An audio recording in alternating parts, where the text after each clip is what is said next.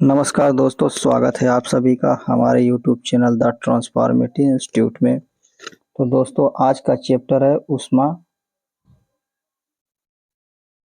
तो इस चैप्टर में हम पढ़ेंगे सेल्सियस स्केल क्या होता है, चालन क्या होता है, चालन की प्रक्रिया क्या होती है, चालक क्या होते हैं, संवहन कुचालक, ऊष्मारोधी क्या होते हैं, समीर और थल समीर के बारे में हम पढ़ेंगे, तापमापी, थर्मामीटर, इन सब के बारे में हम लोग पढ़ेंगे। तो आइए हम लोग अपना चैप्टर स्टार्ट करते हैं।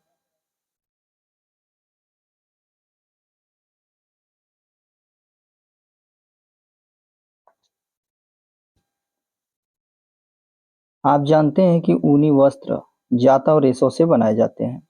आप जानते हैं कि ऊनी वस्त्र जाता और रेशों से बनाए जाते हैं। आप यह भी जानते हैं आप यह भी जानते हैं कि सूती वस्त्र पादप रेशों से बनाए जाते हैं। हम शीतकाल में हम शीतकाल में ऊनी वस्त्र पहनते हैं जो हमें गर्म रखते हैं। जब मौसम गर्म होता है तब हम हल्के रंग के सूती वस्त्र पहनना पसंद करते हैं। ये हमें ठंडक का अनुभव कराते हैं। आप यह जानने के लिए अवश्य ही उत्सुक होंगे कि किसी विशेष ऋतु के लिए विशेष प्रकार के वस्त्र ही क्यों उपयुक्त होते हैं। और ये देखते हैं। शीतकाल में आप घर के अंदर ठंड का अनुभव करते हैं। यदि आप बाहर धूप में आ जाएं तो गर्मी का अनुभव करते हैं।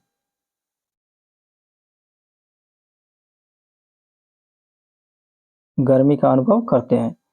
ग्रीष्मकाल में तो आप घर के अंदर भी गर्मी का अनुभव करते हैं। हम यह कैसे जान सकते हैं कि कोई वस्तु गर्म है अथवा ठंडी है। हम कैसे पता लगाते हैं कि कोई वस्तु कितनी गर्म अथवा कितनी ठंडी है। इस अध्याय में हम इसी प्रकार के कुछ प्रश्नों का उत्तर जानने का क्या करेंगे, प्रयास करेंगे। आइए देखते हैं।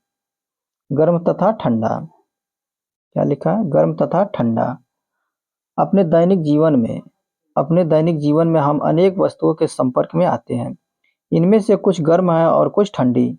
चाय चाय गर्म तथा बर्फ ठंडी होती है। क्या होती है?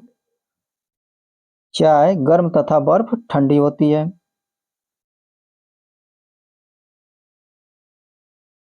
यहाँ से देखते हैं।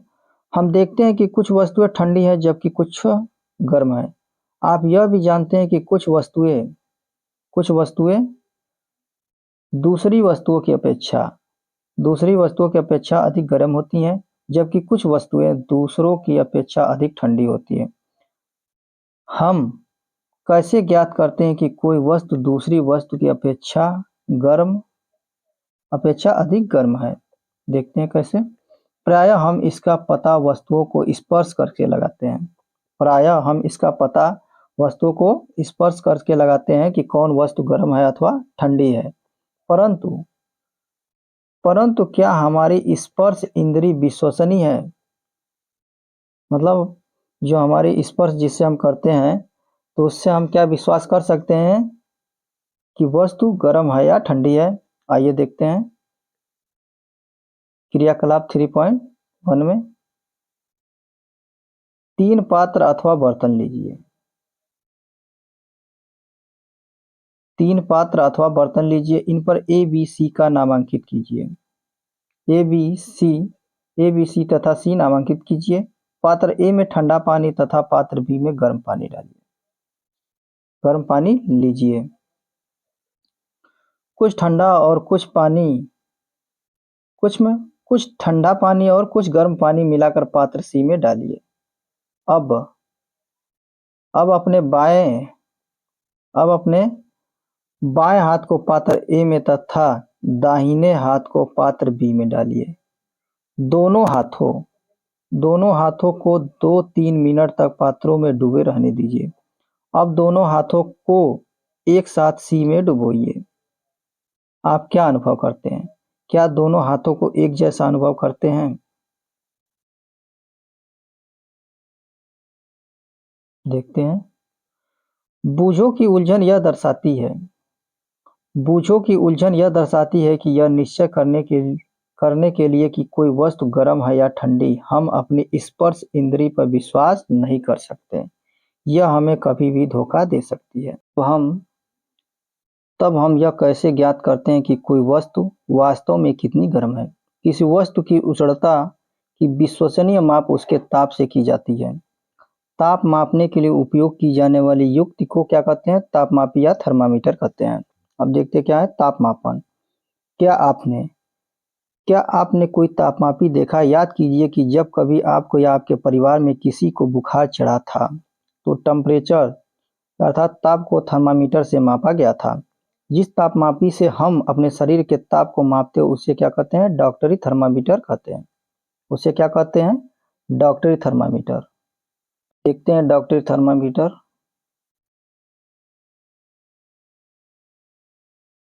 डॉक्टरी थर्मामीटर में एक लंबी, बारीक तथा एक समान व्यास की कांच की नली होती है। इसके एक सिरे पर एक बल्ब होता है। बल्ब में पारा भरा होता है। बल्ब के बाहर नली में पारे की एक पतली चमकीली धारा बल्ब के बाहर नली में पारे की एक पतली चमकीली धारी देखी जा सकती है। यदि पारे की यदि पारे की यह धारी आपको दिखाई न दे तो थर्मामीटर को थोड़ा सा घुमाइए जब तक कि आपको उसमें धारी दिखाई न देने लगे। थर्मामीटर पर कोई ताप मापने का एक मापक्रम स्केल अर्थात स्केल भी दिखाई देगा। उपयोग किए जाने वाला यह मापक्रम सेल्सियस स्केल है जिसे सी द्वारा दर्शाते हैं। डॉक्टरी थर्मामीटर से हम 35 डिग्री सी से 42 डिग्री सी तक के ताप माप सकते हैं। क्या लिखा है? डॉक्टरी थर्मामीटर से हम 35 डिग्री सी से 42 डिग्री सेंटीग्रेड तक के ताप ही माप सकते हैं। अब देखते हैं थर्मामीटर से मापन। ताप का मापन कैसे होता है थर्मामीटर से? आइए आइए यह सीखें कि थर्मामीटर को कैसे पढ़ा जाता है। सबसे पहले इसके किन्हीं दो क्रमागत एक एक के बाद बड़े चिन्हों द्वारा निरूपित ताप के अंतर को नोट कीजिए। इन दोनों चिन्हों के बीच भागों की संख्या अर्थात छोटे चिन्हों द्वारा दर्शाए गए को नोट कीजिए। मान लीजिए कि दो बड़े चिन्हों के बीच 1 डिग्री का अंतर है तथा इन चिन्हों के बीच 5 भाग है, तब एक छोटे भाग का मान 1/5 डिग्री सेंटीग्रेड अर्थात 0.2 डिग्री सेंटीग्रेड होगा। उपयोग करने से पहले थर्मामीटर को अच्छी प्रकार से धो लीजिए। धोने के लिए किसी पूर्तिरोधी रोगाणुरोधक घोल का उपयोग करना सुरक्षित रहता है। अब इसे अपने हाथ में कस कर पकड़िए और कुछ झटके दीजिए। झटके देने से पारे का तल नीचे आ जाएगा। सुनिश्चित कीजिए कि 35 डिग्री सी से सुनिश्चित कीजिए कि 35 डिग्री सेंटीग्रेड से नीचे आ गया है। अब थर्मामीटर के बल्ब को अपनी जीभ के नीचे रखिए। 1 मिनट के पश्चात थर्मामीटर को बाहर निकालिए और उसका पाठ्यांक नोट कीजिए। यह आपके शरीर का ताप है। ताप को सदैव इसके मात्रक डिग्री सेंटीग्रेड के साथ व्यक्त किया जाना चाहिए। देखते क्या लिखा है? मानव शरीर का सामान्य ताप 37 डिग्री सी है। ध्यान दीजिए कि ताप को इसके मात्रक के साथ व्यक्त किया गया है। अब देखते हैं क्रियाकलाप 3.3 में क्या है। डॉक्टरी थर्मामीटर की सहायता से अपने कुछ मित्रों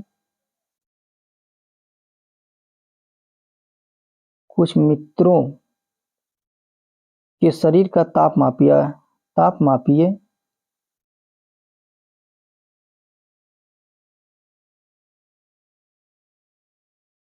फिर देखते क्या प्रत्येक विद्यार्थी के शरीर का ताप 37 डिग्री सी है? यह आवश्यक नहीं है कि प्रत्येक व्यक्ति का समान ताप 37 डिग्री सी या सेंटीग्रेड हो सकता है। यह कुछ अधिक अथवा कुछ कम भी हो सकता है। वास्तव में जिसे हम सामान्य ताप अर्थात नॉर्मल टेम्परेचर कहते हैं, वह स्वस्थ व्यक्तियों के विशाल समूह के शरीर का औसत ताप होता है। क्या होता है? औसत ताप होता है।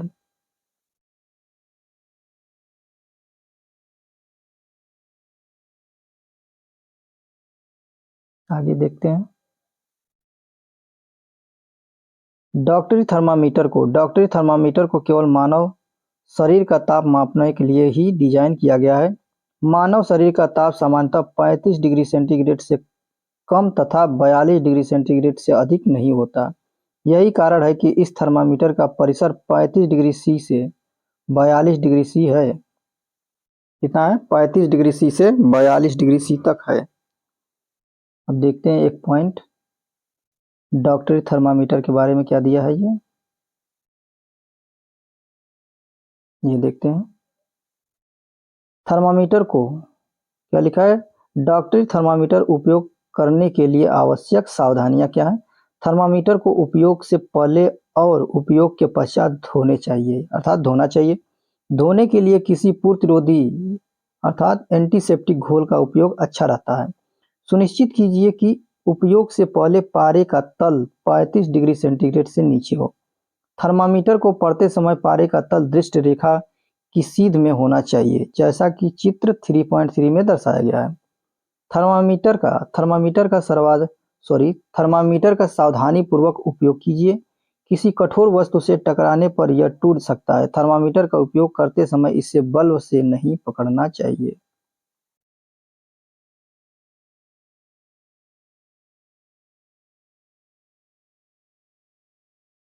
अब देखते हैं प्रयोगशाला तापमापी क्या होता है। प्रयोगशाला तापमापी हम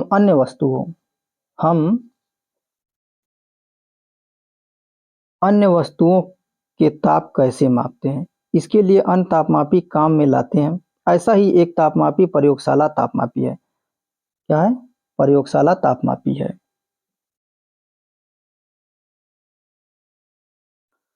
प्रयोगशाला तापमापी का परिसर प्रायः -10 डिग्री सी से 110 डिग्री सेंटीग्रेड होता है। क्या लिखा है? प्रयोगशाला तापमापी का परिसर प्रायः -10 डिग्री सेंटीग्रेड से 110 डिग्री सेंटीग्रेड होता है, जैसे अपने डॉक्टरी थर्मामीटर में किया गया था। ठीक उसी प्रकार इस तापमापी के भी किसी छोटे भाग द्वारा दर्शाए जाने वाले ताप का मान ज्ञात कीजिए। तापमापी द्वारा दर्शाए गए ताप को ठीक ठीक पढ़ने के लिए आपको ताप के इस मान की आवश्यकता होगी।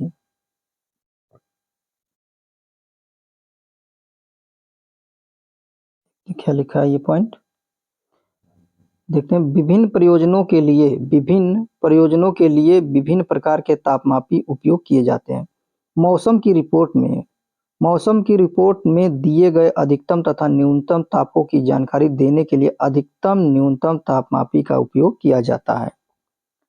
अब देखते हैं प्रयोगशाला तापमापी का उपयोग कैसे करते हैं। क्या लिखा?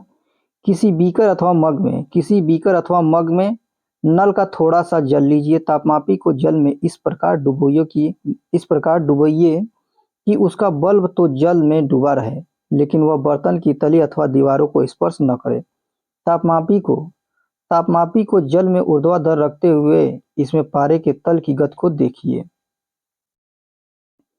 तब तक प्रतीक्षा कीजिए जब तक कि नली में पारे का तल स्थिर न हो जाए। तापमापी का पाठ्यांक नोट कीजिए। यह इस समय जल का तापमान है, अर्थात ताप है।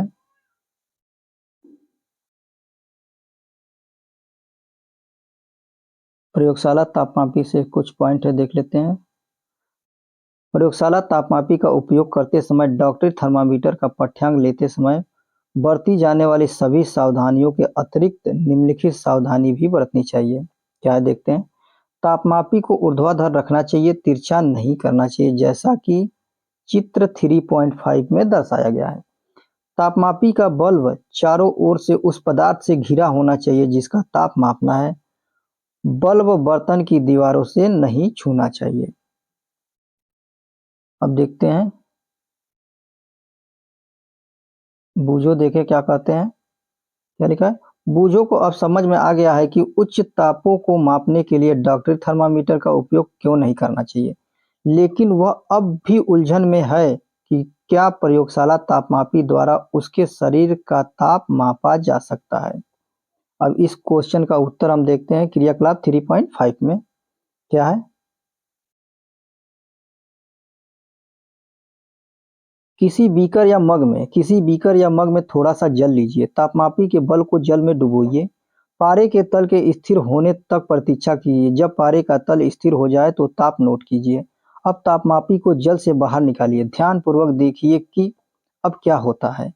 क्या आप देखते हैं कि जैसे ही तापमापी जल से बाहर निकलते हैं या जल से निकालते हैं, पारे का तल गिरने लगता है। इसका अर्थ है कि किसी प्रयोगशाला तापमापी द्वारा ताप का पाठ्यांक तभी नोट करना चाहिए जब उसका बल्ब जल या उस वस्तु में रखा हो जिसका ताप मापना है।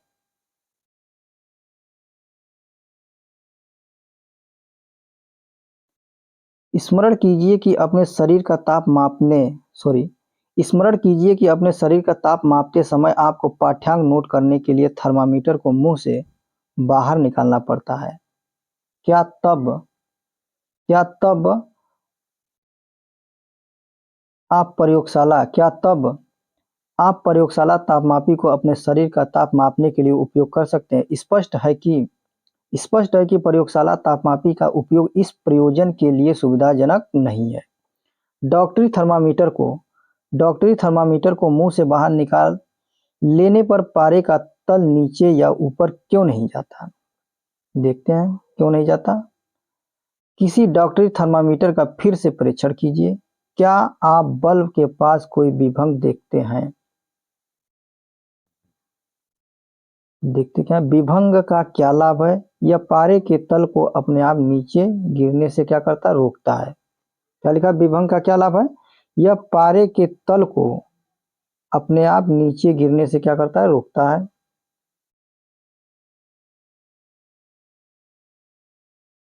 पॉइंट देख लेते हैं। तापमापी में पारे के प्रयोग के विषय में अनेक चिंताएं हैं। पारा एक विषाक्त पदार्थ है और यदि तापमापी टूट जाता है तो इसका निपटान अत्यंत कठिन है। आजकल अंकीय तापमापी, ये देखिए अंकीय तापमापी है, अंकीय तापमापी अर्थात डिजिटल थर्मामीटर उपलब्ध है जिनमें पारे का उपयोग नहीं होता है। अब हम देखते हैं ऊष्मा का स्थानांतरण, यानी ऊष्मा एक जगह से ऊष्मा दूसरी जगह पर कैसे पहुंचती है, अर्थात हम कह सकते हैं कि एनर्जी का ट्रांसफर कैसे होता है। एक बात नोट कर लीजिए कि जो ऊष्मा होती है या एनर्जी होती है वो उत्पन्न नहीं की जा सकती है। यह एक स्थिति से दूसरे स्थिति में लाया जा सकता है, इसको अर्थात परिवर्तित किया जा सकता है इसके रूप को। देखते हैं ऊष्मा का स्थानांतरण। संभवतः आपने देखा होगा संभवतः आपने देखा होगा कि जब किसी बर्तन को ज्वाला पर रखते हैं तो वह तप्त हो जाता है।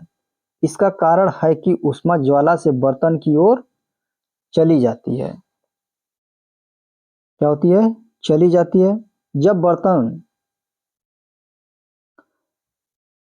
जब बर्तन को ज्वाला से हटा लेते हैं तो यह धीरे धीरे क्या होता है, ठंडा होता जाता है। यह ठंडा क्यों हो जाता है, देखते हैं क्यों हो जाता है। ऊष्मा बर्तन से परिवेश की ओर स्थानांतरित हो जाती है। इस प्रकार आप समझ सकते हैं कि दोनों स्थितियों में ऊष्मा गर्म वस्तु से ठंडी वस्तु की ओर प्रवाहित होती है। वास्तव में ऊष्मा सदैव, ये पॉइंट बहुत इंपॉर्टेंट है, देखते क्या लिखा है। वास्तव में ऊष्मा सदैव गर्म वस्तु से अपेक्षाकृत ठंडी वस्तु की ओर क्या होती है, प्रवाहित होती है। अब देखते हैं ऊष्मा किस प्रकार स्थानांतरित होती है। क्या लिखा है, ऊष्मा किस प्रकार स्थानांतरित होती है, आइए हम इसका पता लगाएं। देखते क्या लिखा है क्रियाकलाप 3.6 में। एल्यूमीनियम या लोहे जैसी किसी धातु की एक छड़ अथवा चपटी पट्टी लीजिए। छड़ पर छड़ पर मोम के छोटे छोटे टुकड़े चिपकाइए। ये टुकड़े लगभग समान दूरियों पर होने चाहिए जैसा कि चित्र 3.7 में दिखाया गया है। छड़ के एक सिरे को एक प्रयोगशाला स्टैंड पर कसिए। यदि आपको स्टैंड न मिले तो आप छड़ के एक सिरे को ईंटों के बीच में दबाकर रख सकते हैं। अब छड़ के दूसरे सिरे को गर्म कीजिए और ध्यानपूर्वक देखिए।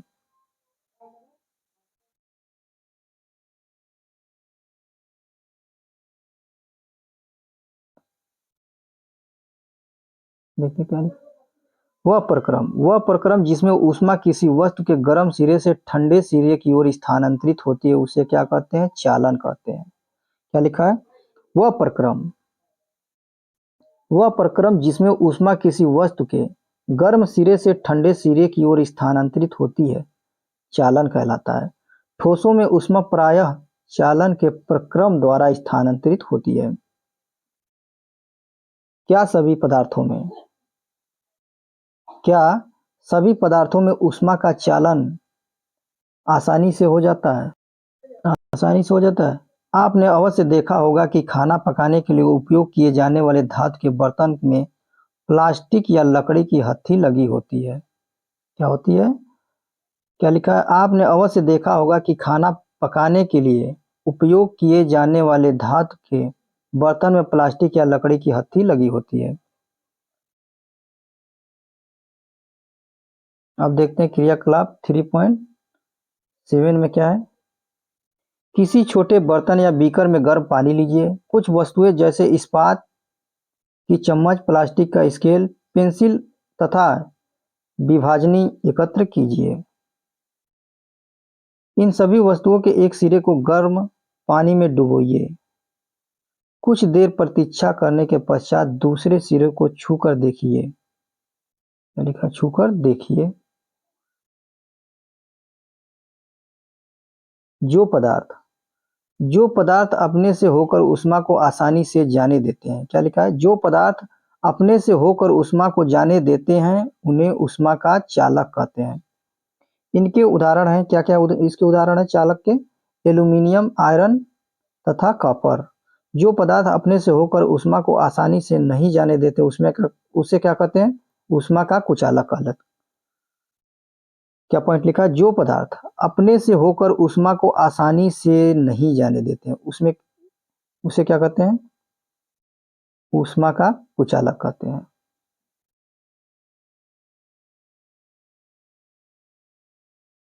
ऊष्मा के कुचालक कौन कौन से हैं? उदाहरण देखते हैं। प्लास्टिक तथा लकड़ी कुचालकों को ऊष्मा रोधी कहते हैं। क्या लिखा है? कुचालकों को ऊष्मा रोधी भी कहते हैं। जल तथा वायु ऊष्मा के कुचालक हैं। तब इन पदार्थों में ऊष्मा स्थानांतरित कैसे होता है? क्लास 3.8 देखते हैं इसमें क्या है। गोल पेदे का फ्लास्क लीजिए। यदि फ्लास्क उपलब्ध न हो तो बीकर लिया जा सकता है। इसे जल से 2/3 भरिए। इसको किसी तिपाई पर रखिए अथवा फ्लास्क को रखने का कोई ऐसा प्रबंध कीजिए जिससे कि आप इसके नीचे एक मोमबत्ती रखकर इसे गर्म कर सकें। फ्लास्क में जल के स्थिर होने की प्रतीक्षा कीजिए। एक स्ट्रॉ की सहायता से फ्लास्क के पेंदे पर पोटेशियम परमैंगनेट का एक क्रिस्टल धीरे से रखिए। अब क्रिस्टल के ठीक नीचे मोमबत्ती जलाकर जल को गर्म कीजिए। देखते क्या होता है। जब जल को गर्म करते हैं तो ज्वाला के पास का जल गर्म हो जाता है। क्या लिखा है? जब जल को गर्म करते हैं तो ज्वाला के पास का जल क्या होता है? गर्म हो जाता है। गर्म जल ऊपर उठता है। इस गर्म जल के आसपास क्या लिखा है? इस गर्म जल के आसपास का ठंडा जल उसका स्थान ले लेता है।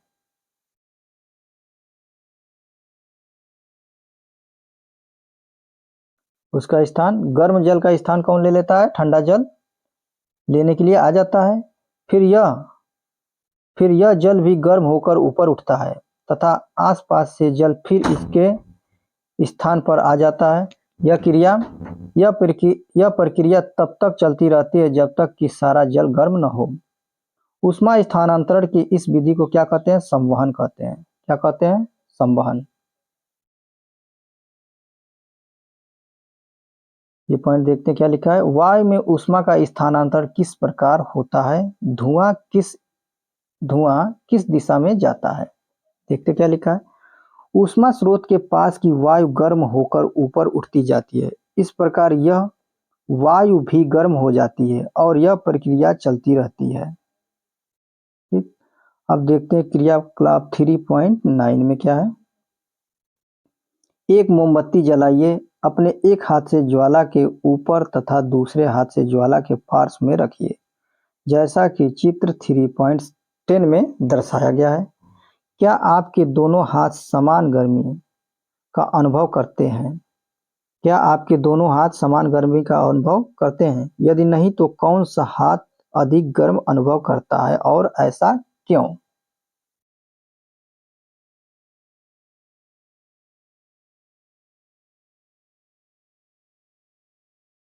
ध्यान दीजिए कि ऊपर की ओर वायु संवहन द्वारा गर्म होती है, इसलिए ज्वाला से ऊपर का हाथ ज्वाला से ऊपर का हाथ गर्मी गर्मी का अनुभव करता है। तथापि पार्श्व की वायु संवहन द्वारा गर्म नहीं हो पाती, इसलिए यह वायु लौह के ऊपर की वायु जैसे गर्म नहीं लगती। तटीय क्षेत्रों में अब देखते हैं, बहुत महत्वपूर्ण पॉइंट है ये। तटीय तटीय क्षेत्रों में रहने वाले लोग एक मनोरंजक परिघटना का अनुभव करते हैं। दिन के समय स्थल अर्थात धरती जल की अपेक्षा शीघ्र गर्म होता है। स्थल के ऊपर की वायु गर्म होकर ऊपर उठती है। इसका स्थान लेने के लिए समुद्र की ओर से ठंडी वायु स्थल की ओर बहती है। चक्र को पूरा करने के लिए स्थल की ओर से गर्म वायु समुद्र की ओर बढ़ जाती है अर्थात बह जाती है, जैसा कि चित्र 3.11 में दर्शाया गया है। समुद्र की ओर से आने वाली वायु को समुद्र समीर कहते हैं। क्या लिखा है? समुद्र की ओर से आने वाली वायु को क्या कहते हैं? समुद्र समीर कहते हैं। समुद्र समीर की ठंडी वायु का लाभ उठाने के लिए तटीय क्षेत्रों के भवनों में खिड़कियां समुद्र की ओर बनाई जाती हैं। रात्रि में यह प्रक्रम ठीक विपरीत हो जाता है। समुद्र का जल स्थल की अपेक्षा धीमी गति से ठंडा होता है, इसलिए स्थल की ओर से ठंडी वायु समुद्र की ओर बहती है। अब इसे क्या कहते हैं? थल समीर कहते हैं। इस परिघटना को दर्शाया गया किसमें? 3.11 में। जब हम धूप में खड़े होते हैं तो हम गर्माहट अनुभव करते हैं। अब क्या देखते हैं? सूर्य से हम तक ऊष्मा कैसे पहुंचती है, यह प्रक्रिया कैसे होती है, यह देखते हैं। यह चालन अथवा संवहन द्वारा हम तक नहीं पहुंच सकती, क्योंकि इन दोनों प्रक्रमों में ऊष्मा स्थानांतरण के लिए माध्यम आवश्यक है। चूंकि पृथ्वी तथा सूर्य के बीच के अधिकांश स्थान में कोई माध्यम जैसे वायु नहीं है, अतः सूर्य से हम तक ऊष्मा एक अन्य प्रक्रम द्वारा आती है, जिसे क्या कहते हैं? विकिरण कहते हैं। क्या कहते हैं? विकिरण। विकिरण द्वारा ऊष्मा के स्थानांतरण में किसी माध्यम जैसे वायु अथवा जल की आवश्यकता नहीं होती है। माध्यम विद्यमान हो या न हो, विकिरण द्वारा ऊष्मा का स्थानांतरण क्या लिखा? हो सकता है। जब हम जब हम किसी जब हम किसी तापक अर्थात हीटर के सामने बैठते हैं तो हमें इसी प्रक्रम द्वारा ऊष्मा प्राप्त होती है। ज्वाला से हटाकर ज्वाला से हटाकर रखा कोई गर्म बर्तन ठंडा होते समय अपनी कुछ ऊष्मा को विकिरण द्वारा ही परिवेश में स्थानांतरित करता है। हमारा शरीर हमारा शरीर विकिरण द्वारा ही परिवेश में ऊष्मा देता है तथा क्या लिखा? उसे ऊष्मा ग्रहण करता है। सभी गर्म सभी गर्म पिंड विकिरणों के रूप में ऊष्मा विकिरित करते हैं। क्या लिखा है? सभी गर्म पिंड विकिरणों के रूप में ऊष्मा विकिरित करते हैं। जब ये ऊष्मा विकिरण किसी अन्य वस्तु से टकराते हैं तो इनका कुछ भाग परावर्तित हो जाता है, कुछ भाग तथा कुछ भाग अवशोषित हो जाता है तथा कुछ भाग परागत हो सकता है। ऊष्मा के अवशोषित भाग के कारण वस्तु का ताप क्या होता है? बढ़ जाता है। ताप क्या होता है? बढ़ जाता है।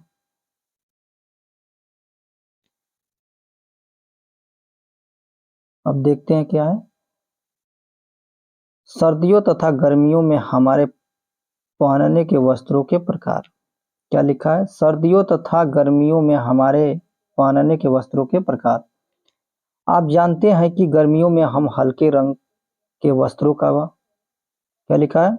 आप जानते हैं कि गर्मियों में हम हल्के रंग के वस्त्रों को वरीयता देते हैं तथा सर्दियों में हम गहरे रंग के कपड़े पहनना पसंद करते हैं। ऐसा क्यों है? आइए हम देखते हैं। ऐसा क्यों है?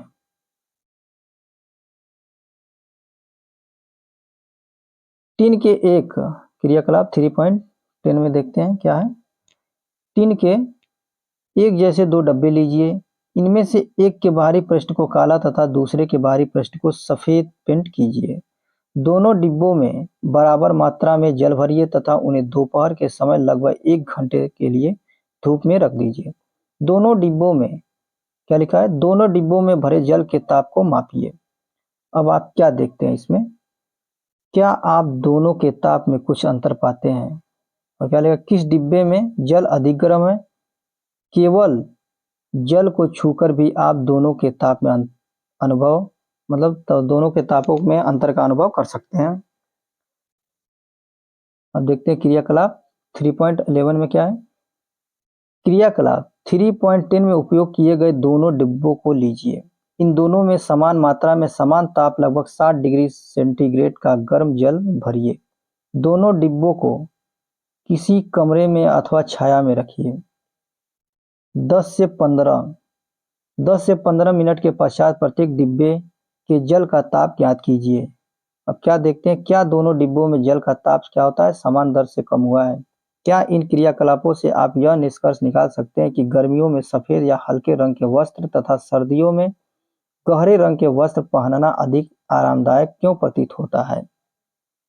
गहरे रंग के पृष्ठ अपेक्षाकृत अधिक ऊष्मा अवशोषित करते हैं, इसलिए सर्दियों में गहरे रंग के वस्त्र पहनना हमें सुखद लगता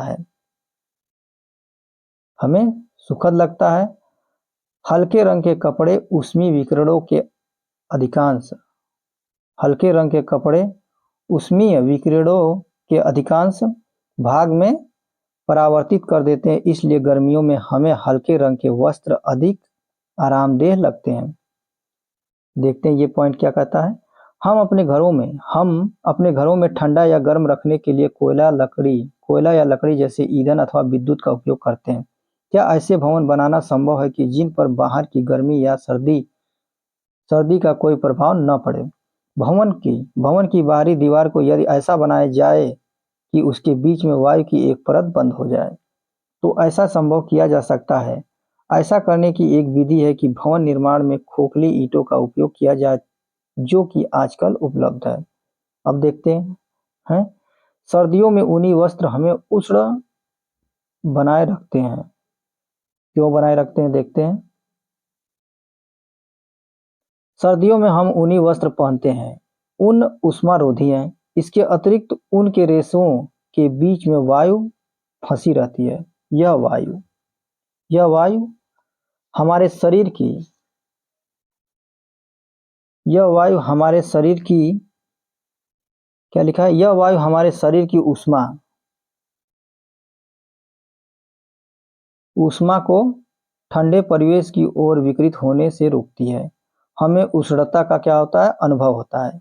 मान लीजिए कि सर्दियों में क्या लिखा है? मान लीजिए कि सर्दियों में आपको एक मोटे कंबल अथवा एक के ऊपर एक जुड़े दो पतले कंबलों में से किसी एक का चुनाव करके उपयोग करने की छूट है, तो आप इनमें से किसे चुनेंगे और क्यों?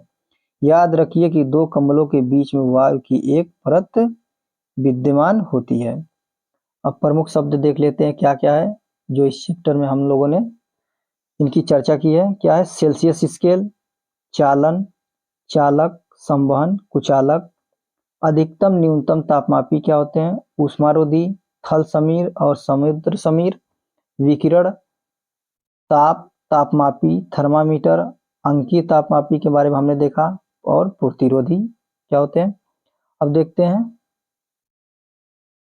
किसी वस्तु की उष्णता की कोटि ज्ञात करने के लिए हम सदैव अपनी स्पर्श इंद्रिय पर विश्वास नहीं कर सकते हैं। ताप किसी वस्तु की उष्णता की कोटि की माप है। तापमापी वह युक्ति है जिससे ताप मापा जाता है। डॉक्टरी थर्मामीटर का उपयोग शरीर का ताप मापने के लिए किया जाता है। इस थर्मामीटर का परिसर 35 डिग्री सेंटीग्रेड से 42 डिग्री सेंटीग्रेड होता है। अन्य प्रयोजनों के लिए हम प्रयोगशाला तापमापी का उपयोग करते हैं। इन तापमापियों का परिसर प्रायः -10 डिग्री सेंटीग्रेड से 110 डिग्री सेंटीग्रेड होता है। मानव शरीर का सामान्यतः ताप कितना होता है? सामान्य ताप कितना होता है? 37 डिग्री सेंटीग्रेड होता है। उच्च ताप, क्या लिखा है? ऊष्मा उच्च ताप के पिंड से निम्न ताप के पिंड की ओर स्थानांतरित होती है। एक वस्तु से दूसरी वस्तु से ऊष्मा 3 प्रक्रमों द्वारा स्थानांतरित हो सकती है। क्या क्या ये है? चालन द्वारा, संवहन द्वारा और विकिरण द्वारा।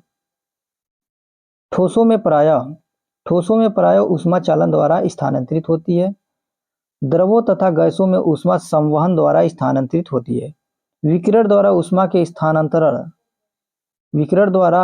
के स्थानांतरण के लिए किसी माध्यम की आवश्यकता नहीं होती है। जो पदार्थ अपने से होकर ऊष्मा को आसानी से प्रवाहित होने देते हैं, उन्हें ऊष्मा चालन कहते हैं। उन्हें क्या कहते हैं? ऊष्मा चालन कहते हैं। गहरे रंग की वस्तुएं हल्के रंग की वस्तुओं की अपेक्षा ऊष्मीय विकिरणों की अच्छी अवशोषक होती हैं। यही कारण है कि हम गर्मियों में हल्के रंग के वस्त्रों में अधिक आराम का अनुभव करते हैं। सर्दियों में ऊनी वस्त्र हमें गर्म रखते हैं। इसका कारण यह है कि ऊन ऊष्मारोधी है तथा इसके रेशों के बीच में वायु फंसी होती है। क्या होती है? वायु फंसी होती है। आइए देख लेते हैं क्वेश्चन क्या क्या है। प्रयोगशाला तापमापी तथा डॉक्टरी तापमापी। क्या लिखा है? प्रयोगशाला तापमापी तथा डॉक्टरी थर्मामीटर के बीच समानता तथा अंतर लिखिए। अब क्वेश्चन नंबर 2 देखते हैं क्या लिखा है। ऊष्मा चालक तथा ऊष्मारोधी प्रत्येक के दो दो उदाहरण दीजिए। ऊष्मा चालक अभी हमने पढ़ा, लोहा हो गया आपका, एल्यूमिनियम हो गया और तांबा हो गया। और ऊष्मारोधी में आप क्या लिख सकते हैं? लकड़ी, पानी और हवा। क्वेश्चन नंबर 3 देखते हैं क्या लिखा है। कोई वस्तु कितनी गर्म है इसकी जानकारी तापमान द्वारा प्राप्त होती है। क्या लिखा है? यहाँ क्या होगा? तापमान। यहाँ क्या होगा? तापमान। उबलते हुए पानी का ताप डॉक्टरी तापमापी से नहीं मापा जा सकता है। यहाँ क्या होगा? डॉक्टरी। ताप को डिग्री सेल्सियस में मापते हैं। किस में मापते हैं? सेल्सियस में मापते हैं। घ देखते हैं। बिना किसी माध्यम द्वारा ऊष्मा स्थानांतरण के प्रक्रम को विकिरण कहते हैं। क्या कहते हैं? विकिरण। स्टील की एक ठंडी चम्मच गर्म दूध के प्याले में रखी गई है। यह अपने दूसरे सिरे तक ऊष्मा का स्थानांतरण संवहन प्रक्रम द्वारा करेगी। क्या होगा यहाँ पर? संवहन। हल्के रंग के वस्त्रों की अपेक्षा गहरे रंग के वस्त्रों, यहाँ क्या होगा? गहरे रंग के वस्त्र ऊष्मा का अधिक अवशोषण करते हैं। अब देखते हैं क्वेश्चन नंबर 4। कॉलम ए में दिए गए कथनों का कॉलम बी के शब्दों में मिलान कीजिए। अब क्या लिखा है? थल समीर के बहने का समय क्या होता है? रात होती है। क्या होता है? रात। फिर लिखा क्या है? समुद्र समीर के बहने का समय क्या होता है? जब थल समीर के बहने का समय रात होगी तो समुद्र समीर के बहने का समय क्या होगा? दिन। गहरे रंग के कपड़े पसंद करने का समय सर्दियां। क्या है? गहरे रंग के कपड़े पसंद करने का समय सर्दियां। हल्के रंग के कपड़े पसंद करने का समय गर्मियां। अब क्वेश्चन नंबर 8 देखते हैं क्या है इसमें। 30 डिग्री सेंटीग्रेड के 1 लीटर जल को 50 डिग्री सेंटीग्रेड के 1 लीटर जल के साथ मिलाया गया तो मिश्रण का ताप होगा 30 डिग्री सेंटीग्रेड तथा 50 डिग्री सेंटीग्रेड के बीच। क्वेश्चन नंबर 9 क्या कहता है? 40 डिग्री से ताप कि लोहे की किसी गोली को कटोरी में भरे 40 डिग्री सी ताप के जल में डुबोया गया। इस प्रक्रिया में ऊष्मा क्या होगा? न तो लोहे की गोली से जल की ओर और न ही जल से लोहे की गोली की ओर स्थानांतरित होगी। क्वेश्चन नंबर 10 क्या है? लकड़ी की एक चम्मच को आइसक्रीम के प्याले में डुबोया गया तो इसका दूसरा सिरा ठंडा नहीं होगा। ठंडा नहीं होगा। क्वेश्चन नंबर 11 क्या है? स्टेनलेस स्टेनलेस इस्पात की लकड़ी में प्रायः कॉपर की तली लगाई जाती है। इसका कारण हो सकता है। इसका कारण हो सकता है। क्या हो सकता है? स्टेनलेस इस्पात की अपेक्षा तांबा ऊष्मा का अच्छा चालक है। क्या लिखा है? स्टेनलेस इस्पात की अपेक्षा तांबा ऊष्मा का अच्छा चालक है। दोस्तों आज यहीं तक। बहुत बहुत धन्यवाद।